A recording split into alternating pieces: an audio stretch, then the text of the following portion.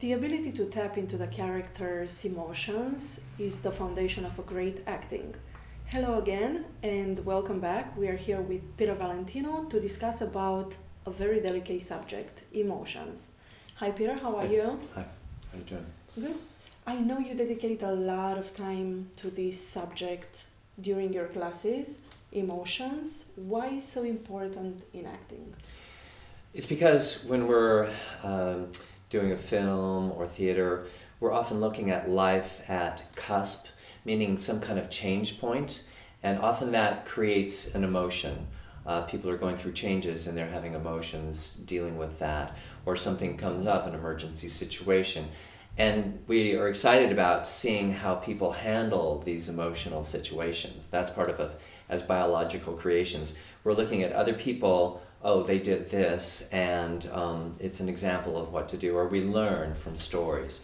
And we want to see people be true to the emotion of somebody in that situation.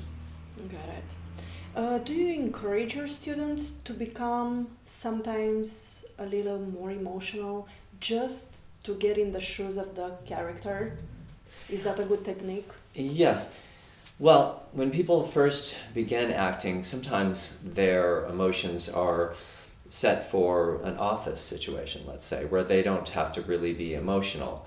Then we take that person from the office, and now you're at home with your husband and he's asking for a divorce. So the same emotional structure that you had from your daily life in the office is not going to necessarily fit. So you have to be able to be flexible and have your emotions available. I call it emotional volatility, which is something that you don't really want to have in life, that you're volatile.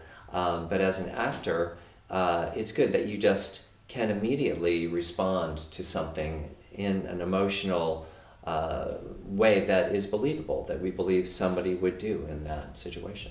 Right.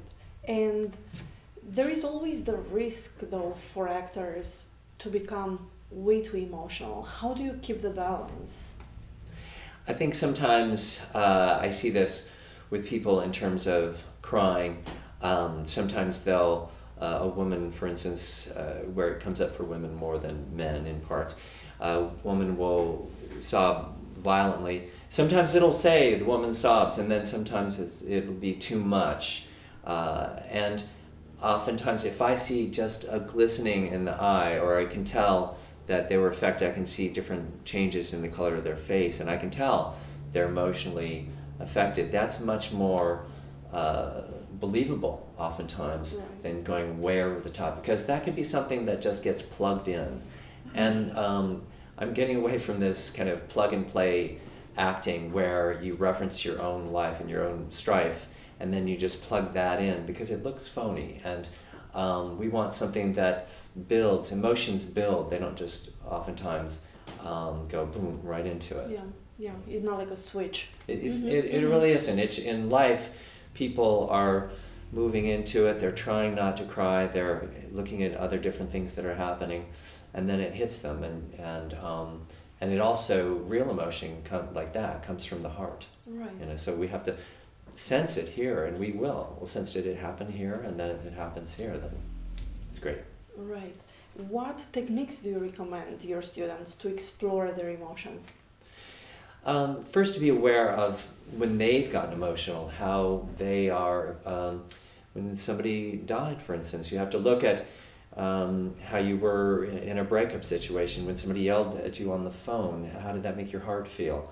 And when you are an actor, you can't just be a person, really. You have to feel like, okay, you have this controller who can watch and see, okay, what's happening to your body in this situation.